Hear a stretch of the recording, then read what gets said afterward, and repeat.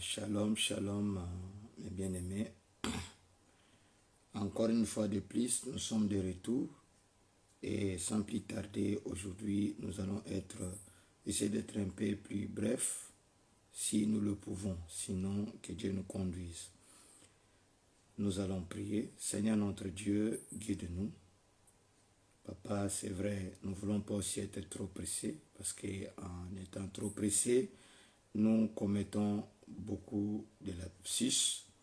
Seigneur, guide-nous, le reste des choses, vois-nous, dans le nom de Jésus. Amen. Nous étions en train de parler sur notre saison 1. Le thème principal, c'était les soi-disant juifs, partisans de la suprématie noire contre les messages de William Branham.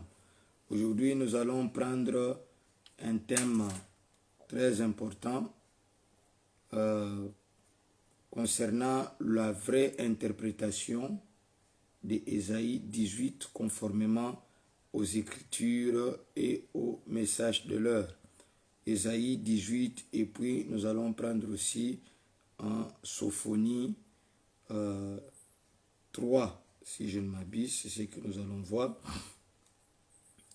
Nous savons qu'il y a un mouvement de nos jours qui s'arroge le droit de donner leurs interprétations particulières aux Écritures, c'est-à-dire sur Ésaïe 18 et aussi Sophonie chapitre 3, disant que ce sont le peuple d'Afrique dont il est question dans ces chapitres.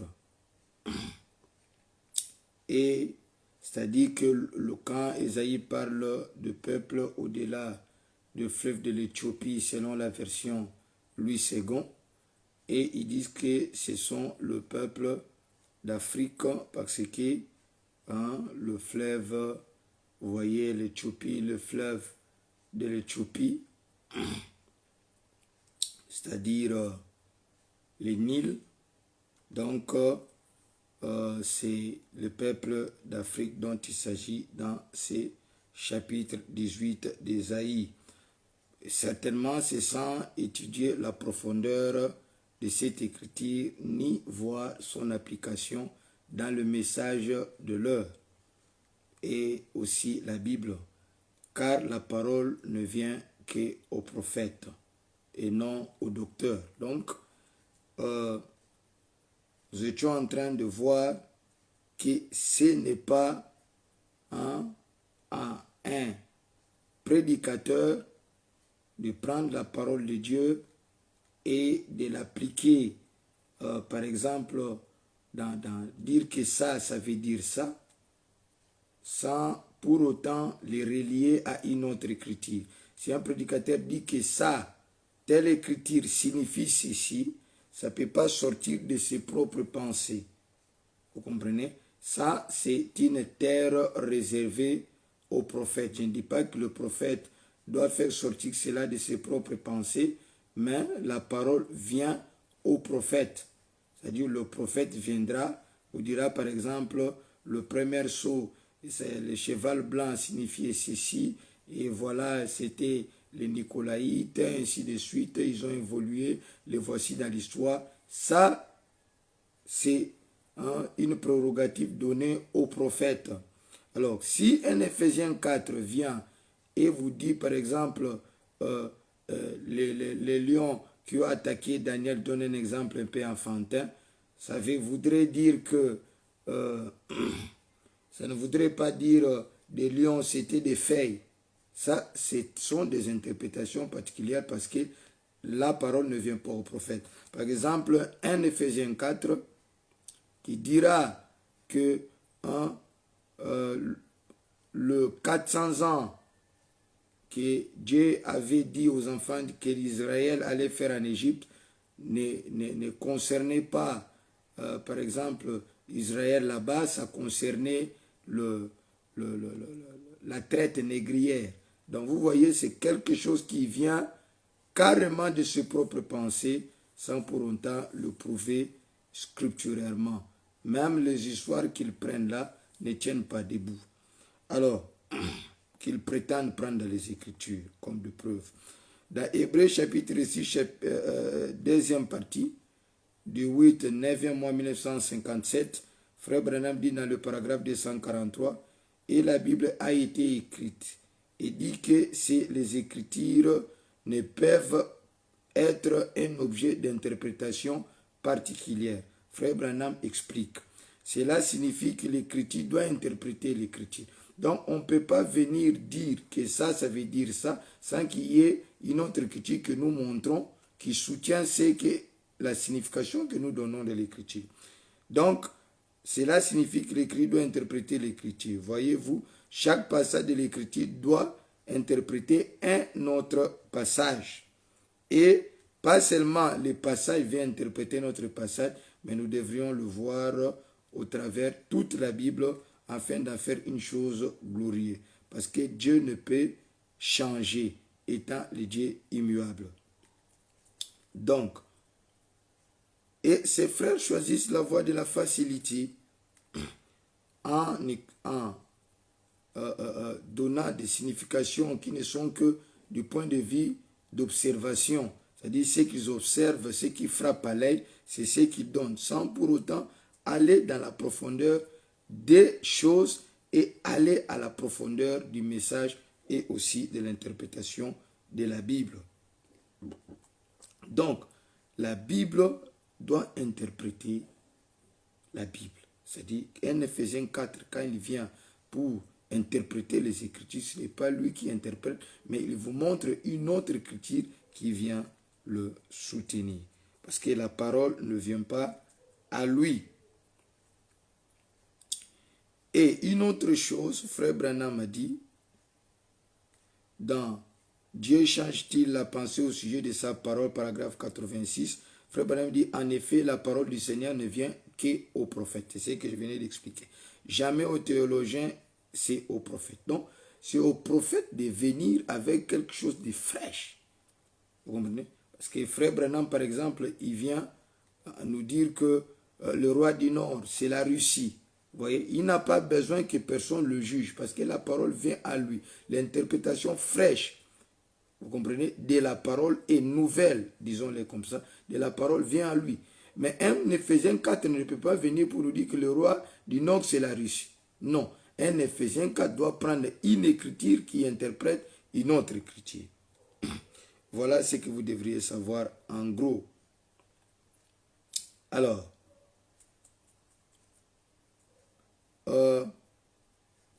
nous allons, pour faire tout à la fois, nous allons parler d'Ésaïe 18, 1 à 7 et Sophonie 3 à 10.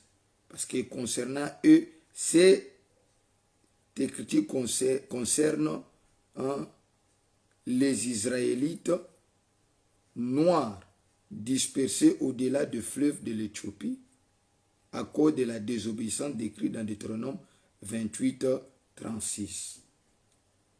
Voilà, ça c'est selon eux. Mais posons d'abord cette écriture en question, selon la version Louis II. Louis II, Ésaïe 18, 1, 7. Il est dit, terre où retentit les cliquetis des armes, au-delà du fleuve de l'Éthiopie.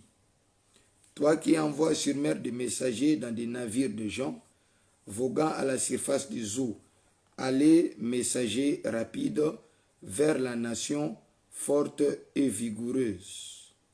Vous voyez, si vous observez d'abord très bien, j'attire votre attention, avant que je prenne une autre version et deux autres versions qui sont le plus proches de l'interprétation correcte de ces écritures, plus proche de l'original.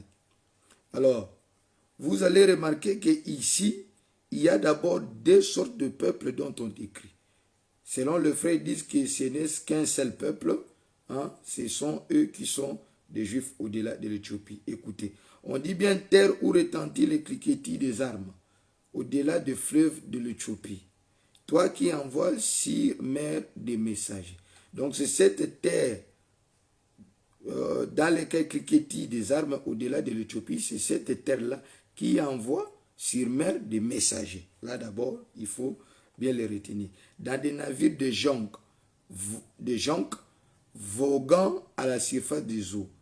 Allez, messagers rapides. Donc, ce sont ces gens-là qui vont sont des messagers rapides, qui vont vers la nation forte et vigoureuse.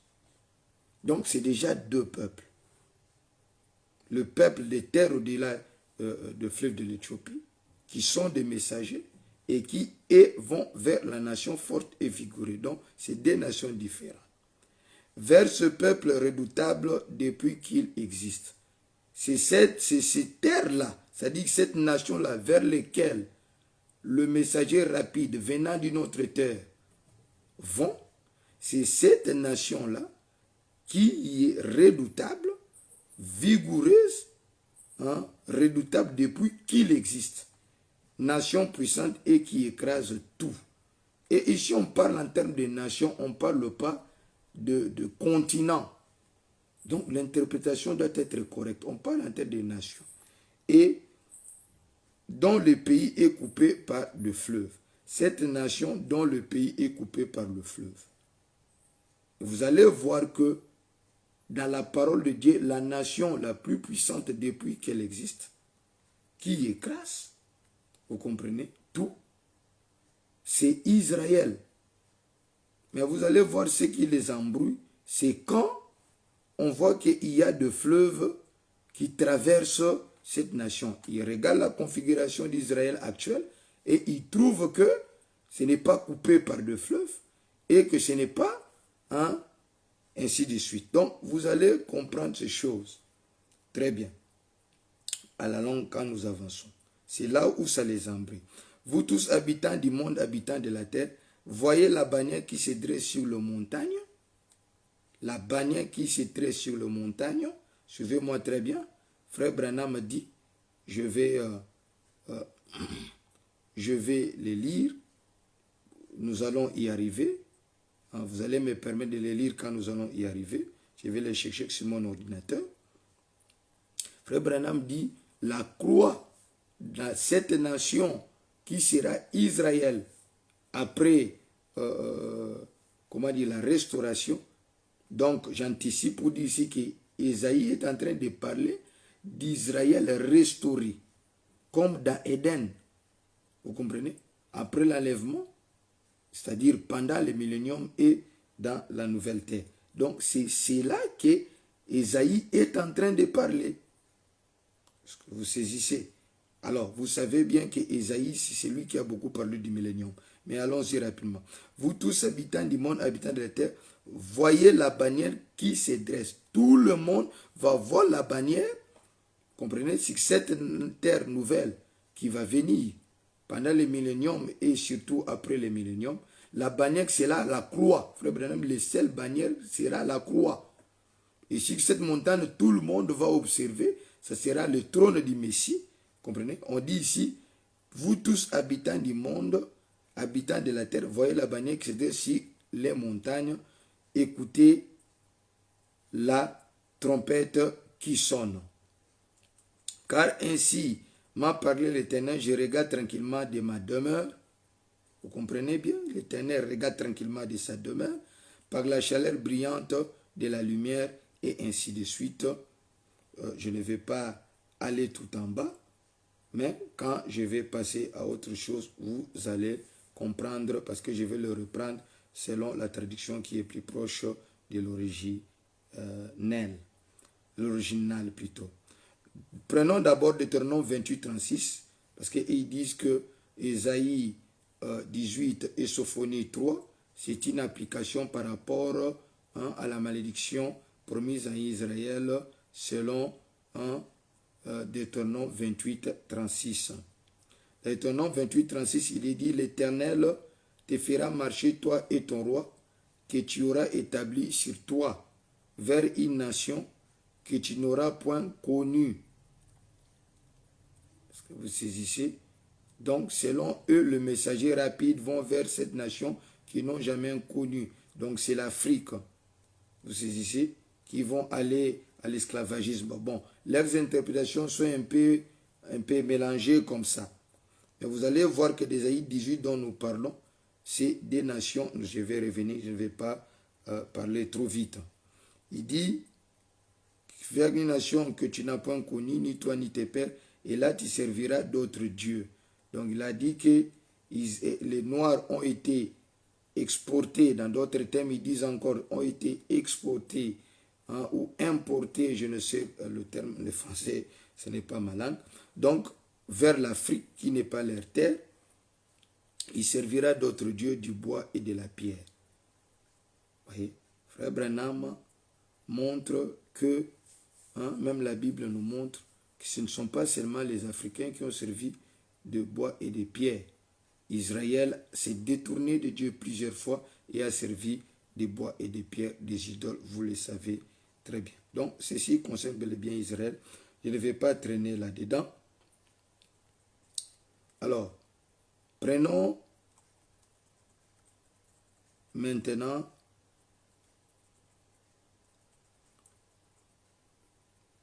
nous allons pour aller dans une bonne interprétation, une bonne compréhension qui va respecter et la Bible et le message pour que nous ne soyons pas là à dire des interprétations particulières. Si vous lisez dans, premièrement, nous allons prendre Ésaïe, le diviser du verset 1 au verset 3, nous allons l'interpréter. Puis nous allons prendre le verset 7, c'est-à-dire nous allons prendre un bloc, nous allons prendre le verset 1 au verset 3, nous sautons, nous allons au verset 7, nous allons voir que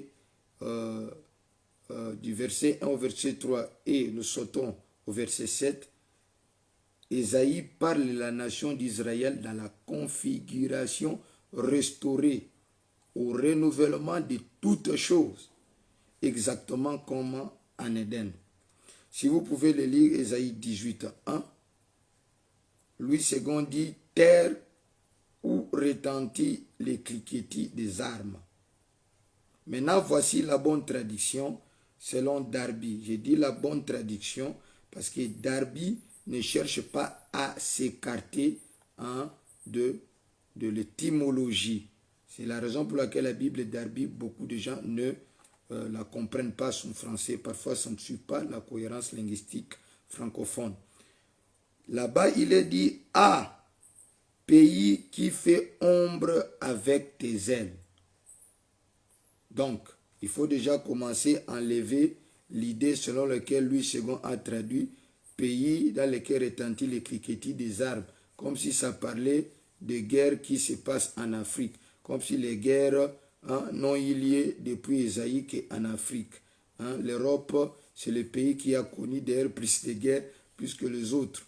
Et Israël a connu plus de guerres plus que les autres. Mais ici, la bonne traduction, c'est « à pays qui fait ombre avec tes ailes ». Thomson aussi, qui est très très proche, il dit aussi « ô terre où bruissent des ailes ».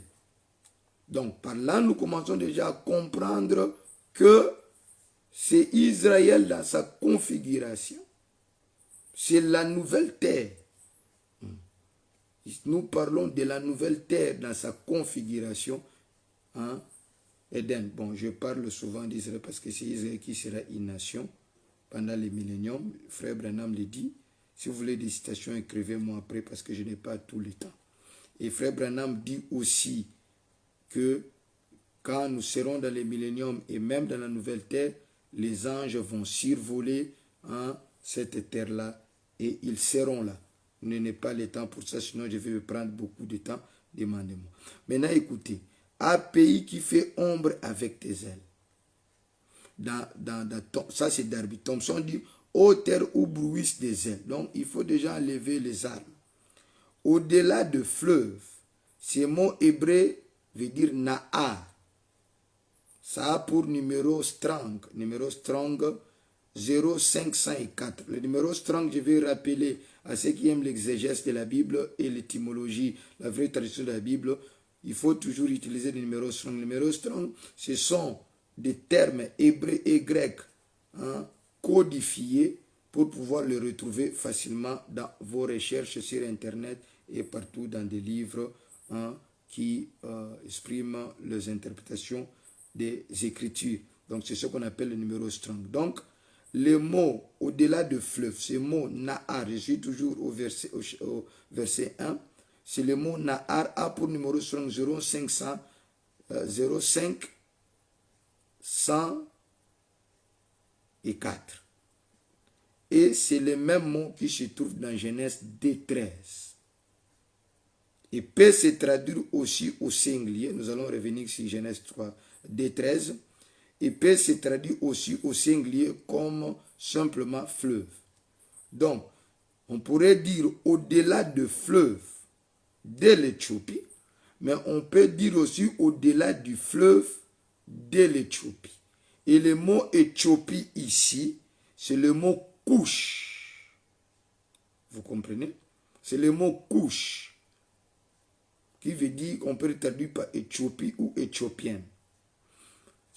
Maintenant, je vais répéter après dans la traduction correcte. Verset 2. Toi qui envoies sur mer des messagers.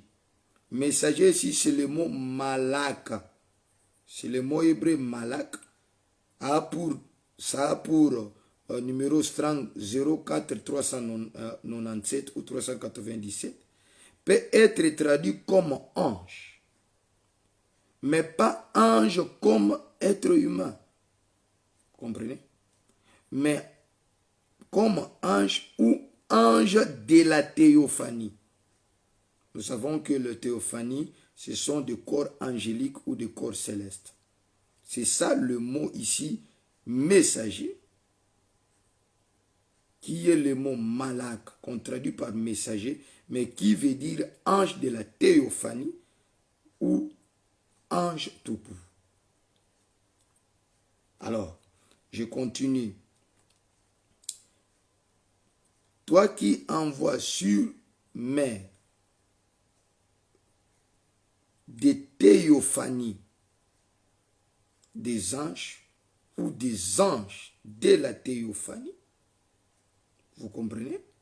Dans des navires, ce mot navire ici, c'est le mot hébreu kili, avec comme strong 03627. C'est traduit aussi par instrument, outil, affaire, ustensile, objet, vaisseau, bref, c'est un instrument dont le traducteur ne connaisse pas plus précisément. Vous comprenez? Donc c'est un instrument qu'ils ont traduit, qu'ils ont choisi de traduire par navire, mais c'est un instrument dont ils ne savent pas précisément ce quoi. Est-ce que vous saisissez? Alors, des navires de jonque voguant à la surface des eaux. Allez, messager rapide, vers la nation forte. Donc, ce sont d'abord ces messagers, vous comprenez,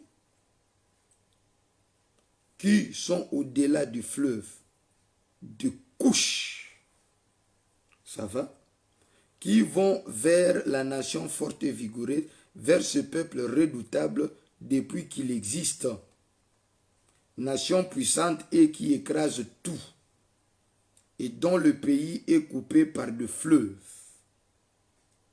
Vous comprenez que c'est d'Israël dont il est question, dans sa configuration restaurée sur la montagne sainte, sur laquelle va s'asseoir le Messie, la montagne des Sion.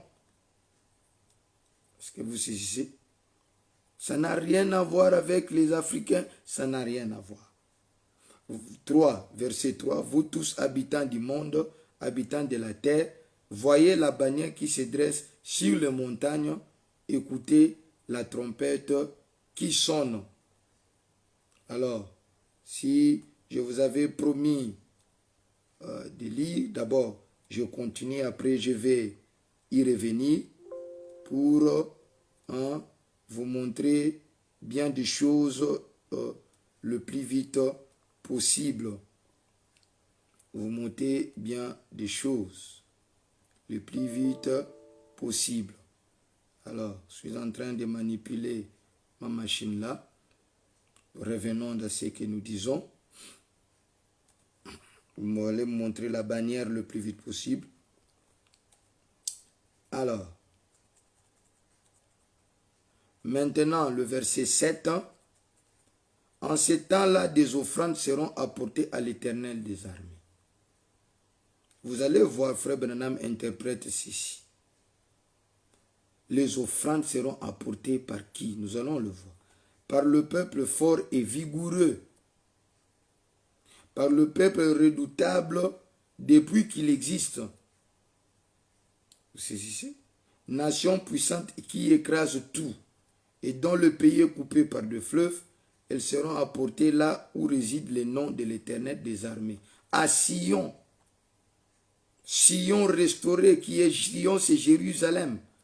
Restauré, ce n'est pas en Afrique. Sur la montagne de Sion, en hébreu c'est Tzion, je n'arrive pas à le prononcer, c'est T-S-I-Y-O-W-N, avec comme Strong 06726. C'est traduit par Sion, qui est un autre nom pour Jérusalem dans la prophétie. Vous saisissez un peu tout ça. Bon, maintenant, revoyons, prenons toutes ces traductions, toutes ces étymologies, tous ces mots que nous avons eus. Maintenant, essayons de relire autrement Ésaïe 18 de 1 à 3. Nous sautons et nous prenons 7. Parce que c'est là qu'il parle d'Israël restauré dans sa configuration après que ce monde soit détruit. Dans Ésaïe 18, 1, maintenant nous allons le relire correctement. Ô terre où bruissent des ailes, au-delà du fleuve des couches.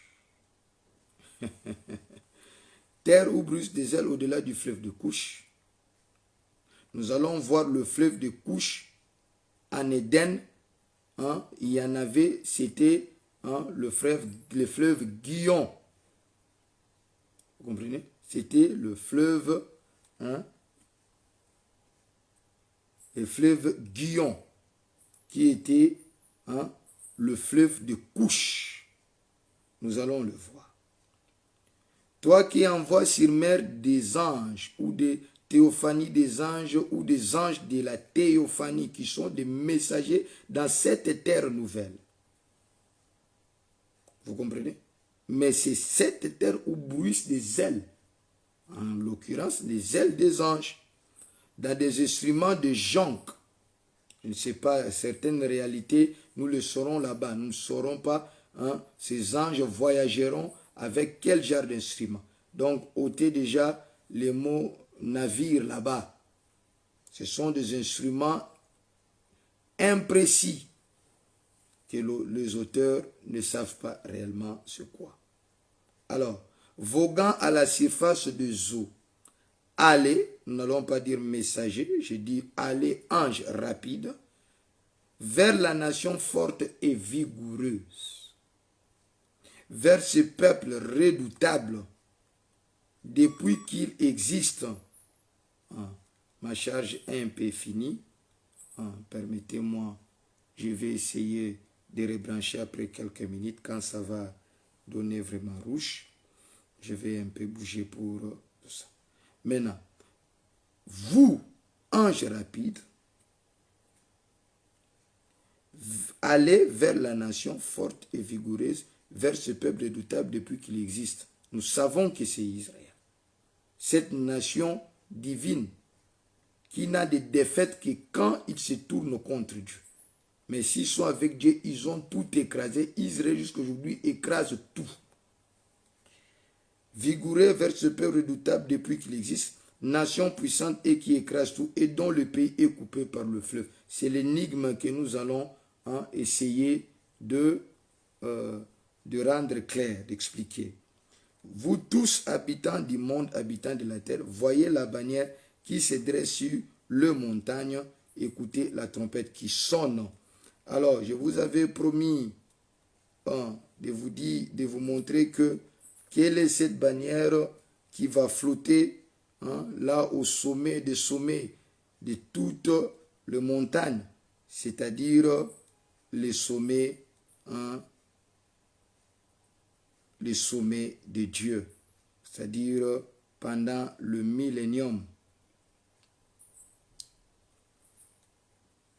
Alors, je vais donner moi le temps. Voilà.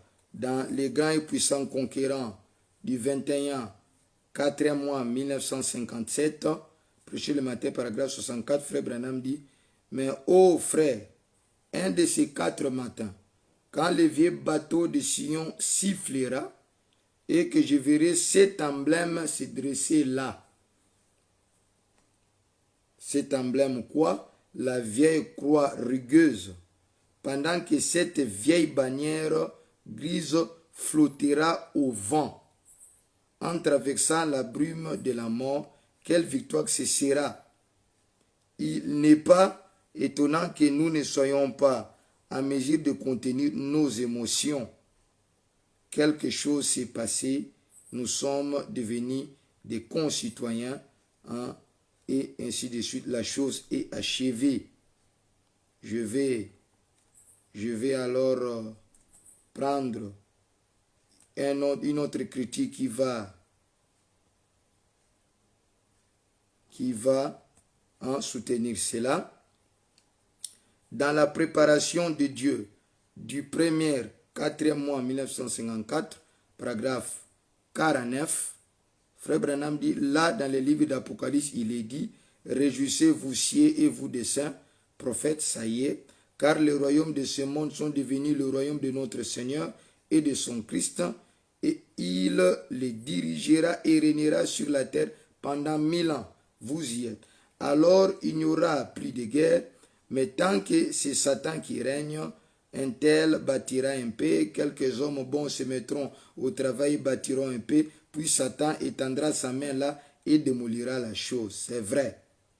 Alors, la chose suivante, vous savez, avec ces grands princes qui va venir un jour, chaque homme, chaque nation se débat, que ceci soit la langue internationale, que ceci soit le drapeau international, et elles se battent pour le pouvoir et ne se rendent pas compte qu'elles suscitent une bande de fous. Et nous sommes dans le royaume qui possédera le monde. Voilà, c'est de ces royaumes dont on parle ici. Et vous devez savoir que dans les milléniums, c'est le royaume d'Israël. Est-ce que vous saisissez un peu? Et il est dit, et nous sommes dans le royaume qui possédera le monde. Certainement, nous sommes dans Israël spirituel. C'est vrai, oui, oui. Le royaume de Dieu dirigera, régnera et détruira chaque nation, chaque drapeau. Il n'y aura qu'un seul drapeau et ce sera la vieille croix rugueuse. Il n'y aura une seule langue, ça sera la langue céleste. Alléluia, un seul peuple, ça sera le saint, et ils dirigeront et régneront avec lui sur le trône de David, son père.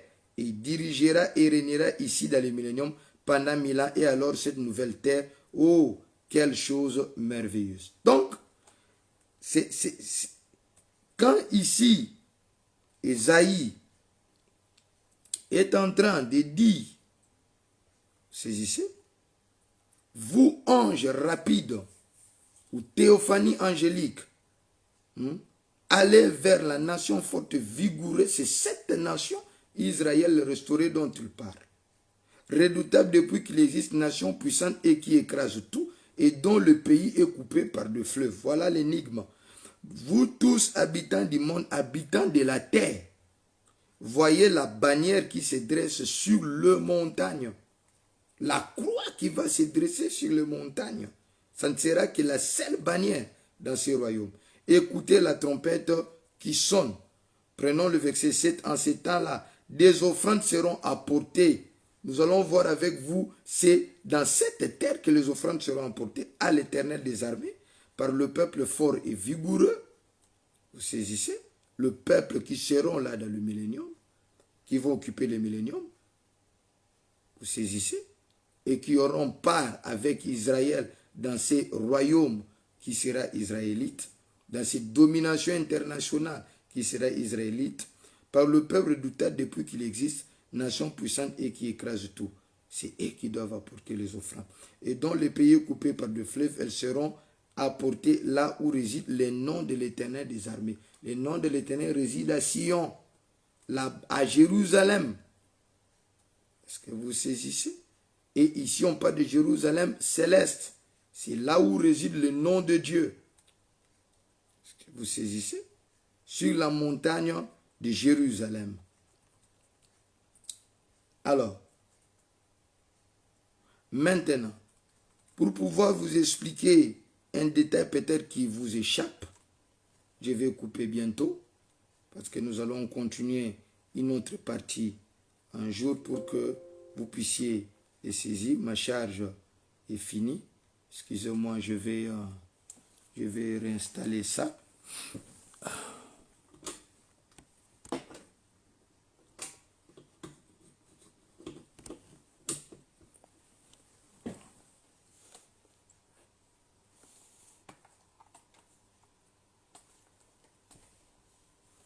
Travaillant avec des moyens de bord, veuillez nous pardonner certains désagréments.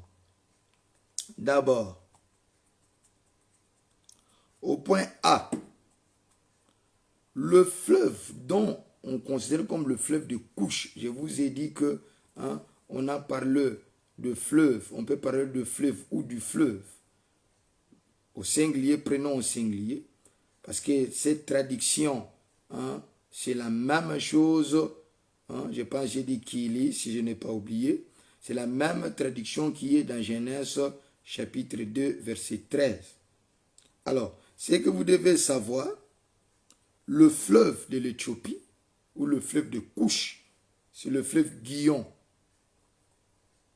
Vous comprenez? C'est le Nil, mais pas dans sa configuration actuelle. C'est que vous devriez savoir. Qui traversait tous les pays de Couche. C'était le Guillon qui est le Nil aujourd'hui. Dans Genèse 2, 13. Traduit par Éthiopie ou Éthiopien. Couche, Éthiopie ou Éthiopien. Nous le retrouvons dans la Genèse en Éden. D'abord, j'aimerais expliquer une chose, vous devez savoir, que le monde n'était pas divisé en continents. Donc, il n'y a pas là de parler de l'Afrique ou ça. Et quand le monde sera restauré, nous retournerons certainement, et selon ce que je lis entre les lignes dans les Écritures, et c'est conforme aux Écritures, si on parle de la restauration de l'Éden, certainement nous allons retourner dans la configuration où le monde était un seul bloc. Selon Genèse 1, Dieu dit qu'une partie de la terre forme un bloc, plutôt une partie des eaux forme un bloc, il appela cela terre. Donc il n'y avait pas de continent, il n'y avait qu'une seule grande continent qui est le monde scientifique a aussi confirmé ce continent qu'ils appellent par la science Pangée ou Pangea en grec, le méga continent. C'est ce que vous devriez savoir. Voilà. Donc on ne pouvait pas parler ni de l'Afrique, ni de l'Asie, ni de l'Europe, etc. Tel que les frères les traduisent. Donc c'est une prophétie qui concerne la restauration d'Israël ou la restauration de toutes choses. Dans Genèse 1,9, Dieu dit que les eaux qui sont au-dessous du ciel se rassemblent à un seul lieu et que les secs paraissent. Et cela fut ainsi.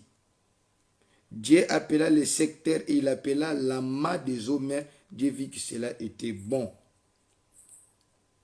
Alors, ce n'est que plus tard que le monde fut divisé. Vous comprenez? Dans Genèse 10, 25, il est dit, il naquit à Héber 2 fils.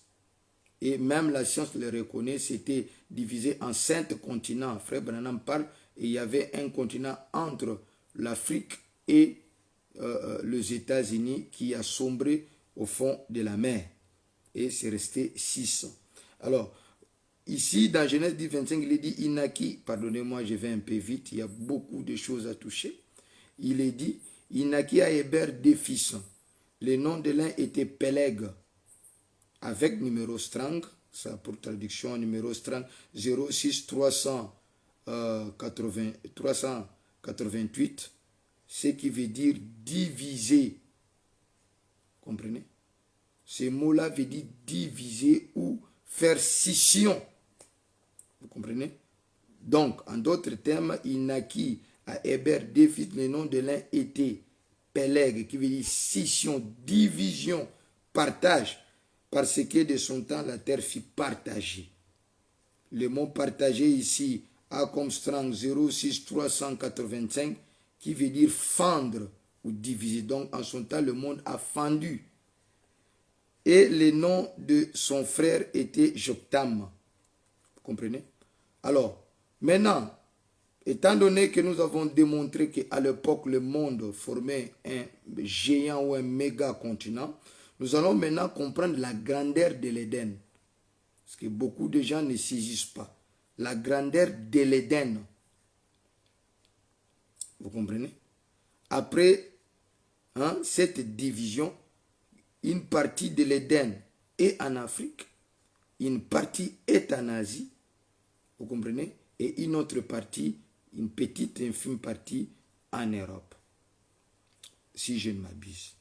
Alors, dans Genèse 10, vous comprenez?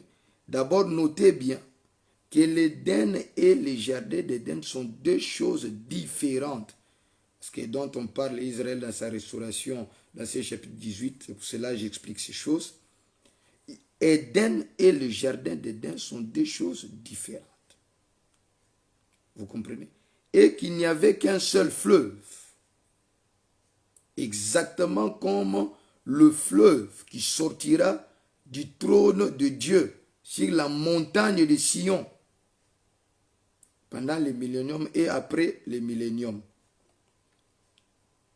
Éden aussi avait une seule fleuve, mais divisé en 4 bras, constituant chacun un fleuve à part.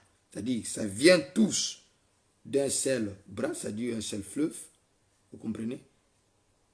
Et de là, dans le jardin d'Éden, c'est là où le fleuve prenait 4 bras et allait par-ci, par-là.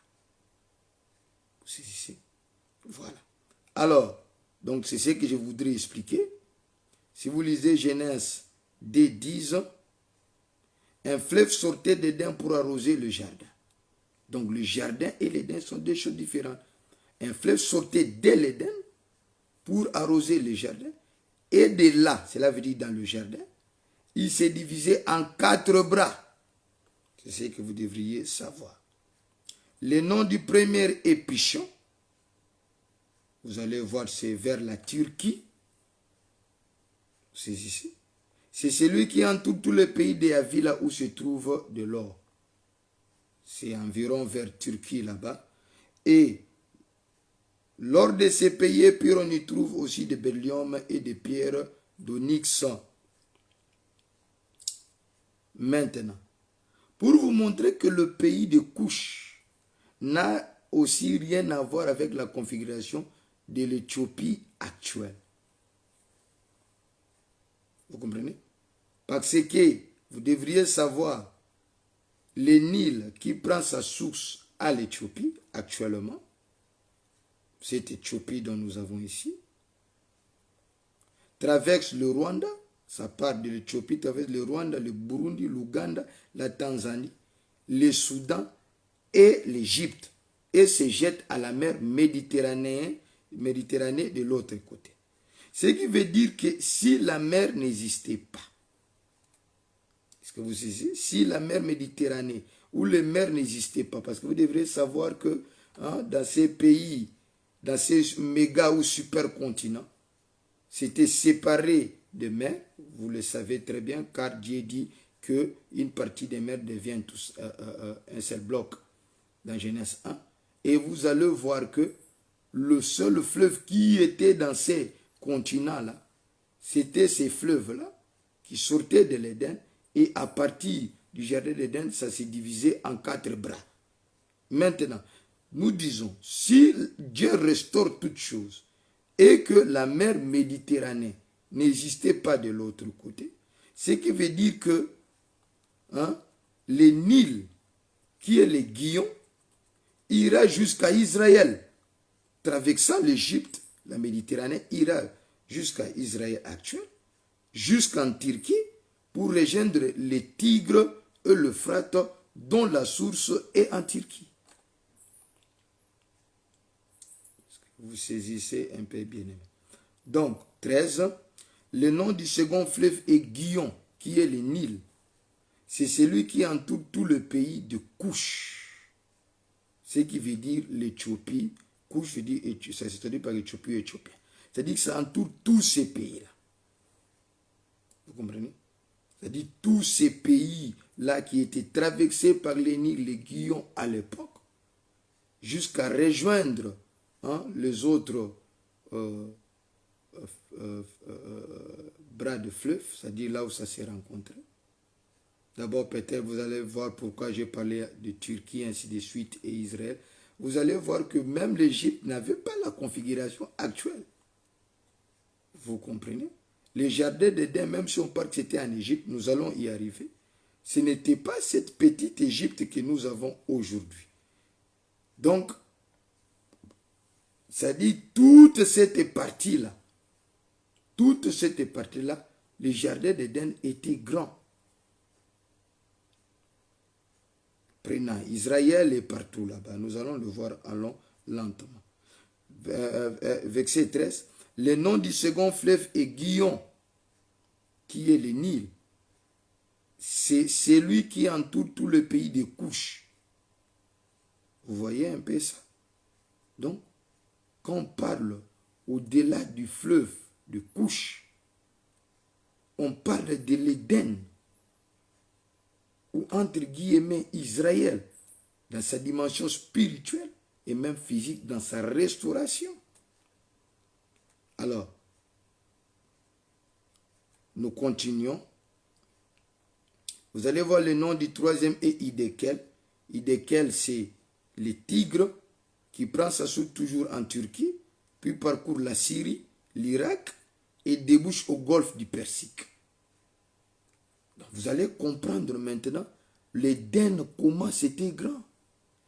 Parce que quand le monde s'est divisé, ou le monde s'est fracturé en continents, vous allez voir que le Nil qui est Gihon se retrouve du côté de l'Afrique, traversant la Tanzanie, l'Ouganda, le Rwanda, allant de l'Éthiopie, vous comprenez, vers l'Égypte, vous saisissez, et le Soudan et l'Égypte, vers l'Égypte là-bas, et vous allez voir que le Tigre, lui, se retrouve là-bas, en Turquie. Est-ce que vous saisissez? Traversant la Syrie, l'Irak, de l'autre côté là-bas, dans un autre continent, et qui débouche au golfe du Persique. Donc, verset 14, le nom du troisième est Hiddekel, c'est celui qui coule à l'orient de la Syrie. Vous devriez savoir que les royaumes même, parce qu'il y a des frères qui disent que non, on a trompé, que là-bas, le tigre est là-bas. Non. Retournons dans l'histoire, la Syrie même. Parce qu'on dit que Hiddekel, qui est le tigre, c'est celui qui coule à l'orient de la Syrie. La Syrie était un royaume allant de l'Égypte jusqu'à Babylone. Vous comprenez? Babylone qui est l'Irak actuel. Vous comprenez?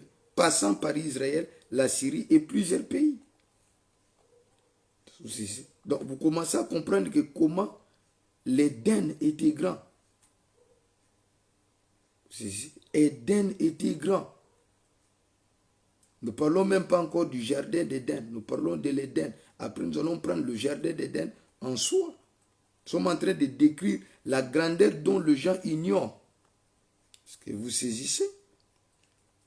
Alors, prenons maintenant le quatrième fleuve, c'est l'Euphrate. L'Euphrate, lui, a sa source en Arménie turque et traverse la Syrie et rejoint le Tigre en Irak, qui est Babylone. Donc, regardez Éden allant de ce côté de l'Afrique, montant de l'autre côté là-bas. Donc, vous devriez comprendre toutes ces choses. Comprenez? Or, le centre ou le point de rencontre de tout ce fleuve n'était pas Éden, mais c'était le jardin d'Éden. Vous comprenez? Et le quartier général qui, le jardin d'Éden était le quartier général. Non, écoutez-moi très bien.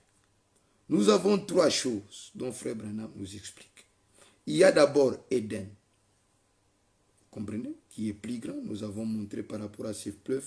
Vous pouvez avoir l'image de ce que c'était. Nous avons le jardin d'Éden. Et puis nous avons le quartier général qui est différent du jardin d'Éden et qui est différent de l'Éden. Vous comprenez? Alors, vous devriez savoir que selon Frère Branham dans l'Éden de Satan, Frère Branham dit ceci. Il dit, paragraphe 26, finalement quand il a tout terminé, et finalement quand il a fait tout cela, on en est finalement arrivé au quartier général de la terre qui fut établi dans un lieu magnifique situé à l'est de l'Éden. Le quartier général était établi dans un lieu magnifique et ce lieu magnifique se situait à l'est de l'Éden. Donc vous allez voir comment l'Éden était grand. Et à l'est, il y avait le jardin d'Éden. Et là, dans le jardin d'Éden, il y avait le quartier général de Dieu. Maintenant, Frère Branham dit, situé à l'est de l'Éden, est appelé le jardin d'Éden. Dieu a établi le quartier général de la terre dans le jardin d'Éden. En Égypte, c'est à l'extrême est ou l'extrême orient du jardin que se trouvait le quartier général. Est-ce que vous saisissez? Donc, si vous prenez le quartier général qui était au centre, ce n'est pas l'Égypte. On ne peut pas dire que le jardin d'Éden était en Égypte, mais c'est l'Égypte, vous comprenez, qui était le quartier général, pas l'Égypte dans la configuration actuelle. Vous devrez savoir cela. C'est l'Égypte qui était le quartier général, là où Dieu avait placé son quartier général. Comprenez? Et le livre d'Ésaïe, je pense, 19, parle du monument ou de l'autel au centre de l'Égypte. C'est ce que le frère ne comprenne pas. Vous allez voir que c'est vers le nord-est de l'Afrique, là-bas, vers l'orient de l'Égypte, vers la frontière de la Méditerranée, entre l'Égypte et Israël. Vous comprenez? C'est là où était la pyramide que Ésaïe parle comme l'autel de Dieu. Vous comprenez? Construit par Enoch. Vous comprenez? Et si vous prenez, nous allons le voir, le jardin d'Éden, dans sa configuration, vous allez voir que l'Égypte, quand on parle, ça prenait partout là-bas, Israël, et tout tournait là-bas. Vous comprenez? C'était ça, le quartier général de Dieu. C'est que vous devriez saisir. Alors, voilà. Maintenant, vous devez savoir que si les mers disparaissent après Armageddon et que la terre et l'Éden sont restaurés dans sa configuration initiale, aucun des pays, Égypte, Éthiopie, Israël, etc., n'auront la configuration actuelle. Parce que ça, c'est dû aux scissions et aux naissances de plusieurs eaux, perturbations, et ainsi de suite. Aucun pays n'aura la configuration actuelle. Et l'Éden en soi sera comme un continent. Éden, je ne parle pas du jardin d'Éden, l'Éden en soi sera comme tout un continent. Remarquez là où il y a le fleuve Nil, Guillaume. Remarquez là où il y a le Frat, là où ça se retrouve. Remarquez, prenez la carte là où il y a les tigres. Prenez même votre Bible, vous allez le voir. Est-ce que vous saisissez? Et vous allez voir que ça n'aura pas la configuration actuelle. L'Éden elle-même sera comme tout un continent. Vous comprenez? Peut-être encore plus grande. Et que le jardin d'Éden qui était à l'est de l'Éden, le jardin d'Éden était à l'est de l'Éden, sera encore grand, mais moins grand que l'Éden. Et le jardin d'Éden sera moins grand que l'Éden. Vous comprenez? Et le quartier général dans le jardin d'Éden, c'est ici. Frère Branham a appelé l'Égypte. Et vous allez voir comment est-ce que ça serait. Et que le quartier général de l'Éden aura la superficie de presque la moitié des États-Unis. Vous comprenez? Le quartier général de l'Éden. Je ne parle pas de l'Éden, mais le quartier général de l'Éden qui était placé au jardin d'Éden sera presque la superficie de la moitié des États-Unis. La Méditerranée ne sera plus. Et c'est là que sera l'épouse et le pou. Vous saisissez, bien-aimés. Et si vous prenez la moitié des États-Unis, vous allez voir que l'Égypte, dans sa configuration actuelle, entre 9 fois et demi, c'est presque 10 fois aux États-Unis. Si nous prenons la moitié, donc ça prendra presque 5 fois ou 4 fois et demi. Vous comprenez? C'est là où sera le quartier général.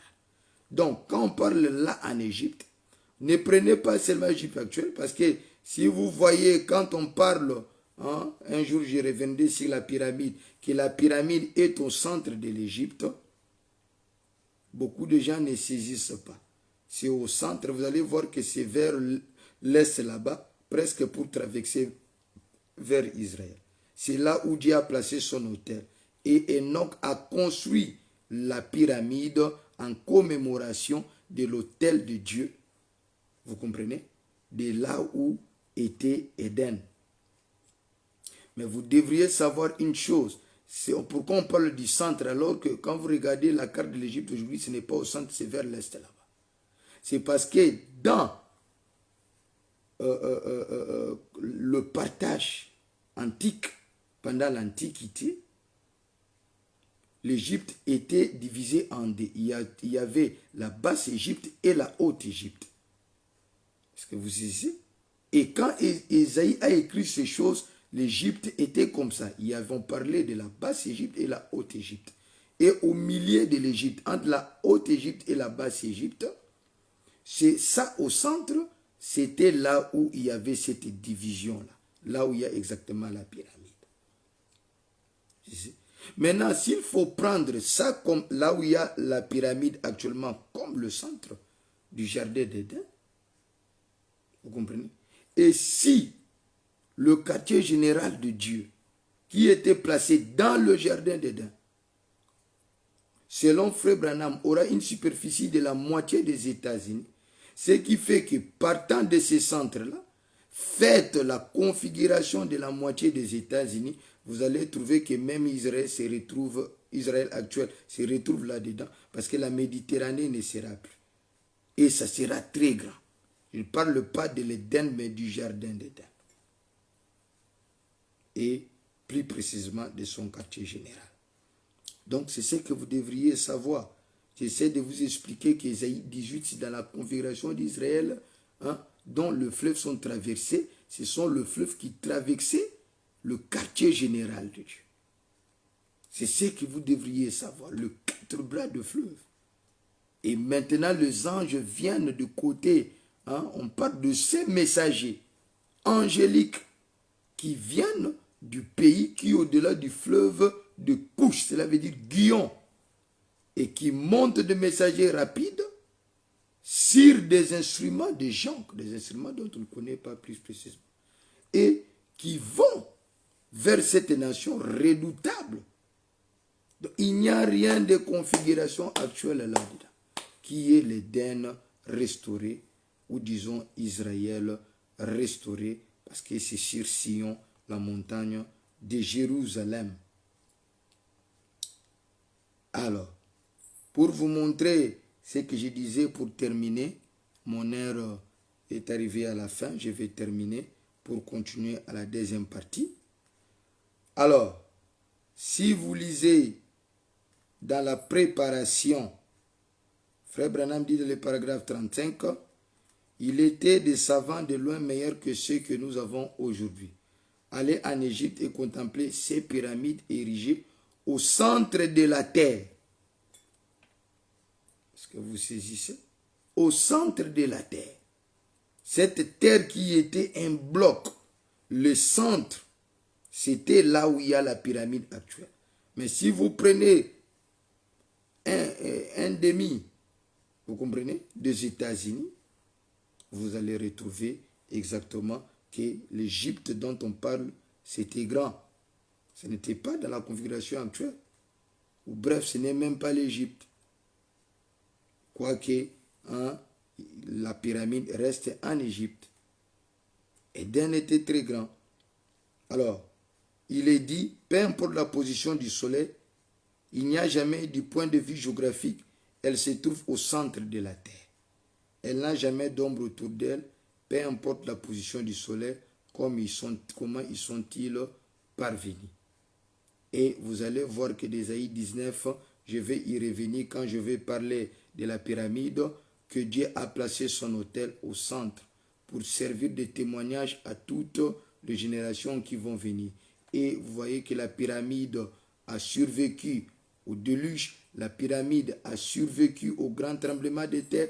La pyramide, c'est la Bible, c'est l'autel de Dieu, c'est les témoignages. Vous pouvez voir la Bible, toute la Bible écrite dans le mesure de la pyramide. J'en parlerai un autre jour. Donc, ce n'est pas l'autel qui sera placé au centre de l'Afrique. Non, mes bien-aimés. C'est au centre de l'Égypte. Égypte ne veut pas dire Afrique. Au centre de l'Égypte, entre le Haut-Égypte et le Bas-Égypte. Et les gens qui suivent les exégèses de la Bible savent qu'Ésaïe, quand il a écrit, vous comprenez cette prophétie, il s'est référé exactement du Haut-Égypte, du Bas-Égypte, et là où la frontière était, c'est là où se retrouve la pyramide. Allez faire vos recherches, c'est ce que je vous dis. Maintenant, ce que je disais, prenons la demeure future de l'épouse céleste et de l'épouse terrestre. Paragraphe 367. Frère Branham dit, remarquez maintenant la terre. Eh bien, si vous prenez le livre d'Apocalypse, vous pouvez voir comment il l'a mesuré en coudées, c'est-à-dire la ville, ou le quartier général. Il a mesuré en coudées. Et en stade, 2300, dont là, on voit que la ville forme un carré de 2500 miles. Vous voyez, c'est le quartier général en Éden. Vous comprenez? Paragraphe 368. Vous savez jusqu'où ça ira. J'ai mesuré ça cette semaine. Ça irait de Maine, une ville des États-Unis, jusqu'en Floride, toujours une ville des États-Unis. Et de la côte maritime jusqu'aux 600 miles, plus loin, à l'ouest du Mississippi. Autrement dit, la moitié des États-Unis, juste pour la ville. Voilà. Le quartier général en soi sera la moitié des États-Unis. Vous dites, il n'y a pas de place. Paragraphe 369. Une fois la mer partie, il y en aura. Car les 4/5 des eaux, c'est-à-dire de cela, de la terre plutôt, à peu près, c'est dans l'eau. 4/5. Pas vrai. L'explosion asséchera la mer. Frère Branham montre que l'explosion pendant cette guerre d'Armageddon, vous saisissez, explosera et asséchera la mer. La terre fera irruption. Oh là là, rappelez-vous, un carré de 1500 miles. De côté, quelle ville est? Mais rappelez-vous, la mer ne sera plus. Donc, Méditerranée ne sera plus. Prenez maintenant le centre de l'Éden qui est là où il y a la pyramide. Faites maintenant le contour. Et vous allez voir que nos frères entrent dans des choses qu'ils n'entrent pas, ils ne comprennent pas réellement en profondeur. Paragraphe 398. S'il se trône dans ces quartiers généraux, bien sûr, au sommet à 1500 miles de haut, le monde entier verra la lumière du monde, Jésus assis sur le trône au sommet du monde, au sommet de l'église, au sommet de la montagne de Sion. C'est là, dans Ésaïe 18, verset 7, dont on dit que le monde entier emporteront le présent. Ce n'est pas, c'est-à-dire la Bible doit s'interpréter elle-même. Vous comprenez? La moitié de la dimension des États-Unis et qui s'élève tellement haut qu'on peut le voir du monde entier à 1500 miles. Cela veut dire la hauteur là-bas. Vous pouvez le voir du monde entier. Vous comprenez? Donc, en d'autres termes, vous devriez savoir que l'Éden en soi était grand. Parce qu'il était voisin à la Babylone. C'est Frère Branham qui l'a dit. Oh, Babylone, c'est là-bas en Irak. Vers la vallée de Shinéa. Vous saisissez? Alors, qui se retrouve même de l'autre côté du Méditerranée, dépassant Israël là-bas. Et l'Éden était très grand parce que c'était voisin à la Babylone. Lisons dans Babylone, et je parle de la Babylone dans sa configuration initiale et non de cette configuration de l'Irak actuel. Les signes du temps, paragraphe 29.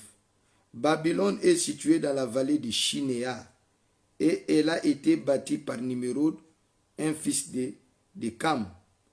Et Babylone, la ville de Babylone, était la plus grande ville du monde connue. Le mot Babylone signifie, premièrement, la porte du paradis. Deuxièmement, elle a été appelée la confusion, ce qui veut dire rétrograde. Et cette ville, c'est une grande agglomération.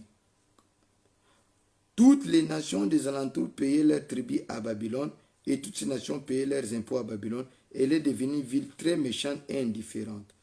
Paragraphe 38. Si ce n'est pas l'Amérique moderne, je ne sais pas. Le monde entier aujourd'hui, pour comparer cela avec cette vallée maintenant, vous pouvez cultiver presque tout là-bas une irrigation parfaite.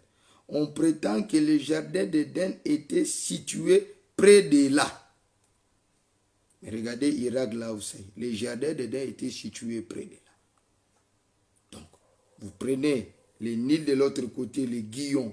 Nous voyons les Frates de l'autre côté, allant de la Turquie, prenant source à la Turquie et les Tigres, traversant la Syrie et partout là-bas, vers l'Irak et se jetant au golfe de Persique. Vous allez voir qu'il n'y a rien de configuration actuelle. C'était une grande place. Je passe.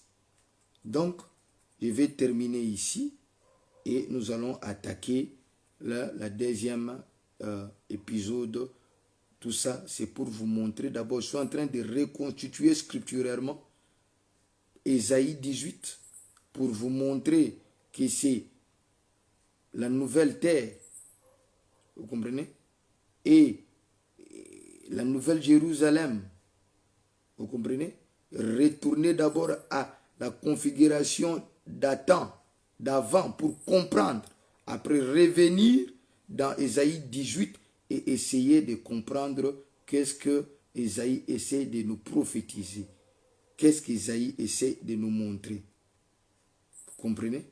Donc, nous devrions saisir, je lis ce comprendre. Donc, vous devez comprendre qu'il ne s'agit pas de l'Afrique. Parce que là, dans la restauration de toutes choses, on ne parlera pas de tous ces continents. Si c'est réellement une restauration, cela veut dire pas une nouvelle chose. C'est prendre l'ancienne chose détruite, qui était détériorée, et on le retourne à sa configuration initiale. Donc, je reviendrai, gardez votre souffle. Nous allons voir dans la partie qui va suivre qu'il ne s'agit pas de l'Afrique dans sa configuration actuelle, dont on parle dans Ésaïe 18, et qu'il s'agit bien du bras du fleuve appelé Guillon, sortant de la cité de Dieu, la nouvelle Jérusalem, qui sera la capitale d'Israël, qui est une nation en cette période. Je vais lire William Branham, qui est l'interprète de la parole. et qui parcourt le pays de Couche. Cela veut dire l'Éthiopien. Tous ces pays de Couche. Même pas dans sa configuration actuelle. Vous comprenez? Apocalypse 22 nous montre que c'est la cité de Dieu qui sera le quartier général de Dieu dans sa configuration rétablie. Et c'est de ça qu'il s'agit, car la mer n'existe plus et elle est traversée par un fleuve et de fleuves qui en sont des ramifications. Donc, nous allons lire dans Apocalypse 22 et vous allez voir toutes ces choses. Notre temps s'est écoulé. Que le Seigneur vous bénisse. Nous allons continuer prochainement et gardez votre souffle. Nous allons interpréter toute cette écriture. Que le Seigneur vous bénisse. Ciao. Seigneur notre Dieu, prends soin de nous. Accorde-nous ta grâce. Soutiens-nous, Seigneur notre Dieu. Puisse ces gens comprendre, Seigneur notre Dieu. Et remplis-nous du Saint-Esprit. Rendez-vous à la deuxième partie. Ouvre leur intelligence. Qu'ils prennent la Bible, qu'ils prennent des notes et qu'ils puissent écrire et vérifier toutes ces choses. C'est dans le nom du Seigneur Jésus-Christ. Soit avec nous tous. J'ai ainsi prié. Amen. Dieu bénisse.